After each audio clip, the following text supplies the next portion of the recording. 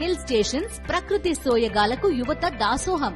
పూర్తి వివరాలకు చదవండి రేపటి Sakshi Hyderabad edition. Pushpa 2 premiere show నేపథ్యంలో అపశృతి చోటు చేసుకుంది. ఆర్టీసీ క్రాస్ రోడ్లోని సంధ్య థియేటర్లో జరిగిన తొక్కిసలాటలో రేవతి అనే మహిళ ప్రాణాలు కోల్పోయిన విషయం తెలిసిందే.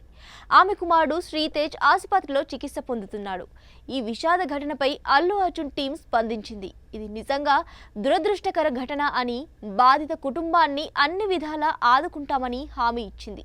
నిన్న రాత్రి సంధ్య థియేటర్లో జరిగిన ఘటన నిజంగా దురదృష్టకరం. ప్రస్తుతం బాలుడు ఆసుపత్రిలో చికిత్స పొందుతున్నాడు. మా బృందం ఆ కుటుంబాన్ని కలిసి అవసరమైన సహాయాన్ని అందజేస్తాం అని తెలిపింది. బుధవారం రాత్రి 9:30 గంటలకు పుష్ప 2 ప్రీమియర్ షోను వీక్షించడానికి హీరో అల్లు అర్జున్ సంధ్య థియేటర్కు వచ్చాడు.